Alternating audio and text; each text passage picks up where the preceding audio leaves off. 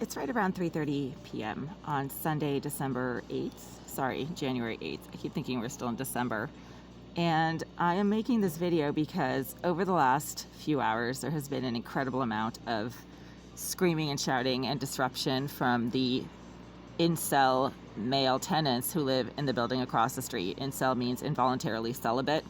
A number of them are registered sex offenders, and they have some severe behavioral problems, particularly when it comes to women and women who do not look like them. They have a fascination with women from other ethnicities or cultures, let's put it that way. And they like to scream and shout up at my windows when apparently they can see what I do in my bathroom.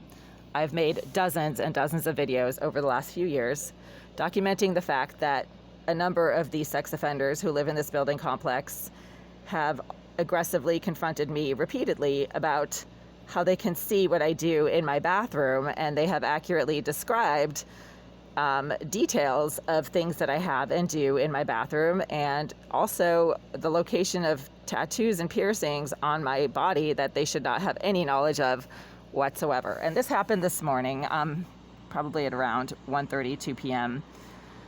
So it wasn't this morning, it was this afternoon, but it felt like the morning. There was a feral male who was screaming and shouting on the street right in that corner right there. Those are two doorways.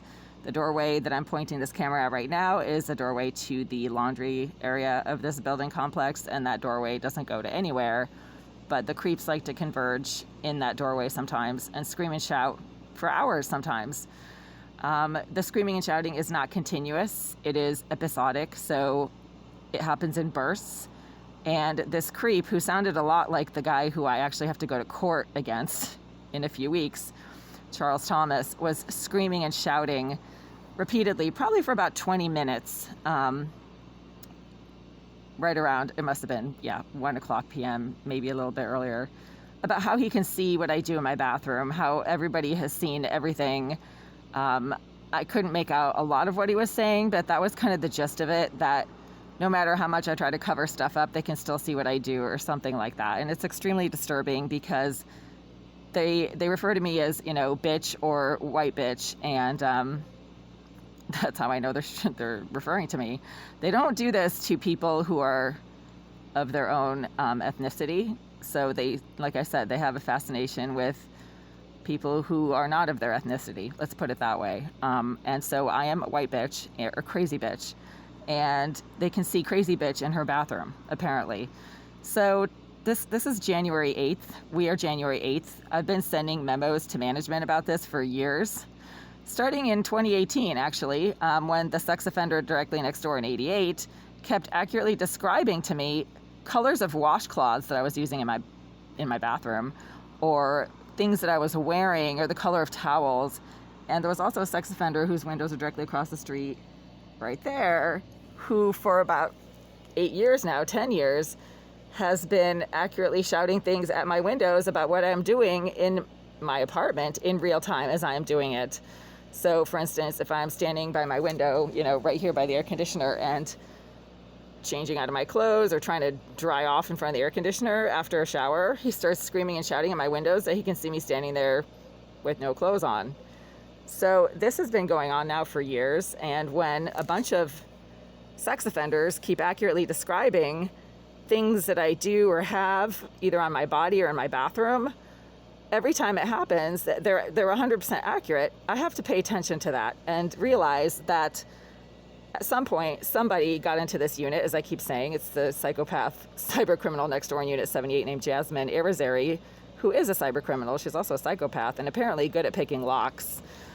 She seems to manage to get in here on a regular basis when I'm not around, and plant surveillance devices in odd places, like around the air conditioner apparently, or in my shower stall, or around my toilet. And then the sex offenders who live in this building complex, and yes, there are several of them, according to the Sex Offender Registry Board of the state of Massachusetts.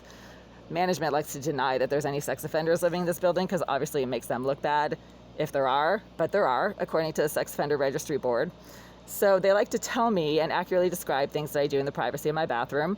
And this prevents me from being able to use my living space and bathroom with any degree of privacy or of comfort. I mean, I I have to cover everything up. I have tinfoil everywhere because people keep telling me, these creeps keep telling me they can see what I do in my bathroom, and they react pretty aggressively when I try to use that bathroom, as has been happening over the last 6 days. The psychopath in the bathroom of 78 has gotten really aggressive and disruptive directly behind my toilet every single time I've tried to use it. And so I've had to not use it and go use public bathrooms around the city of Boston. This is insane.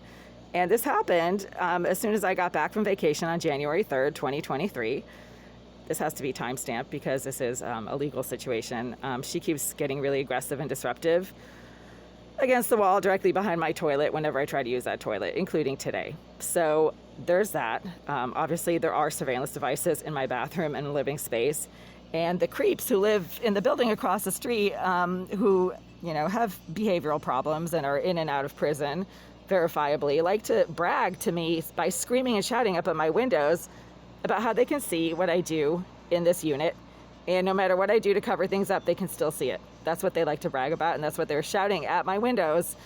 Earlier today, I don't know exactly what time, I was half asleep, probably around 11:30 a.m., 1:30 p.m., I don't know, sometime within that time frame. And the shouting was episodic, and it went on for a couple of hours.